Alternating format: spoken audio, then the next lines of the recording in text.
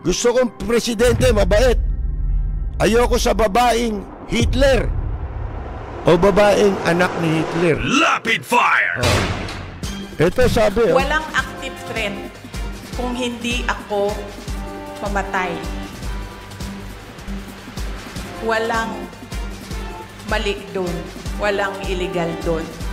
Sinabi nila kahapon kung sino bang nandoon sa inyo sa interview, press briefing namin. Sabi nila,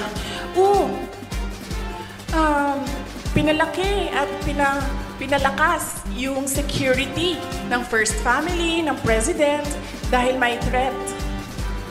So ako, napaisip ako, nilalakasan niyo yung security niya? Ibig sabihin ba nun, papatayin na ako? Siyempre, ano yan mga baliw na yan.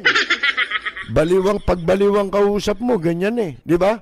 Kahit ang isang tao, walang ginagawang masama, masama yun. Di ba? Masama sa kanila yun.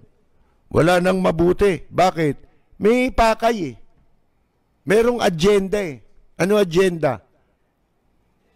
Yung paraan nila na yun, yung pagmumura nila, pambabastos nila, yun ang pamamaraan nila para manira ng tao. Dapat inchik na salita yan Hindi ba nag-aaral ng inchik yan? Lahat na lang Sipin mo kung ano pinagsasabi. Ha? Bakit ba gigil na gigil ka rin sa kikuan? Natatakot sila. Bakit sila natatakot? Gumawa sila ng multo Ngayon, yung multong ginawa nila, kinatatakutan nila ngayon. Di ba? Ngayon, kahit ito alam nyo, tatanungin kita, ikaw butante ka, ano iboboto mo, walang ya o mabait? Siyempre ako sasabihin ko, gusto kong susunod na presidente mabait. Ayoko na yung ganito. Ha? Nakakadala pala ito.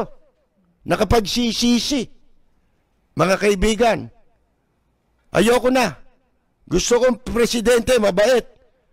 Ayoko sa babaeng Hitler. Di ba? O ba't Hitler? Di ba may lahing German yun? Yung isang tatakbo na maraming tarpaulin, mga kaibigan.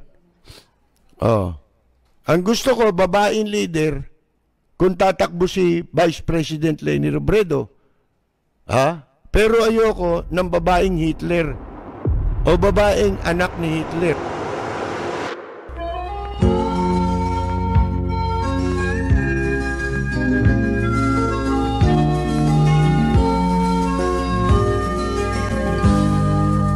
Bayan ko ay isa ang lahi, dito'y wala ang pagkukunwari. Hindi padadaig, sadyang kilala sa daigdig, may pagkakaisa sa bawat nais. Ang bayan ko'y punong-puno ng yaman, bakit ito'y kailangan pang iwanan? Hindi nga ba't anong sarap mabuhay ng buong ganap?